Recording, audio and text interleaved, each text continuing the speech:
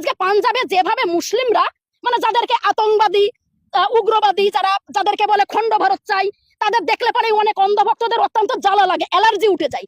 কিন্তু আজকে পাঞ্জাবে কিন্তু সেই যাদেরকে আতঙ্কবাদী বলা হয়, যাদেরকে বলা হয় তারা খণ্ড ভারত চাই, যাদেরকে বলা হয় তারা পাকিস্তানের দালাল, তারাই কিন্তু আজকে সেই পাঞ্জাববাসীর পাশে দাঁড়িয়েছে। তো আমরা এই সত্যি কথা নিউজগুলো দেখার পরে সত্যি এতটা আনন্দ লাগছে যে আমরা সেই ভারতবর্ষের মাটিতেই আমরা জন্ম নিয়েছি, যে ভারতবর্ষের মাটিতে একে অপরের পাশে বিপদের পাশে গিয়ে দাঁড়াই। কারণ বিপদের সময় যে মানুষ যারা পাশে দাঁড়ায় তারাই হয় কিন্তু সব থেকে পরম বন্ধু। আমি দূরের থেকে বললাম যে ভাই তুই কেমন আছিস, তোর জন্য আমি পাগল, এসব বলে লাভ নেই। মানুষের জন্য যদি কিছু করতে পারো তাহলে মানুষের জন্য কিছু করে দেখাও। মানুষ হয়ে জন্ম নিয়েছে, মানুষের জন্য কিছু করে দেখাও।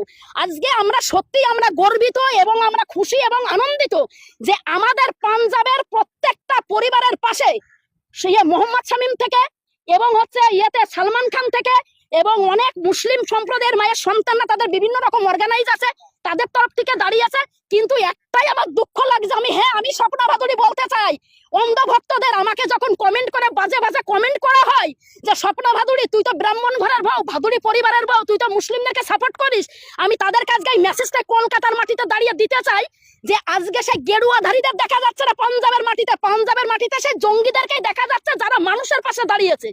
এইটুকুই আমি বলবো।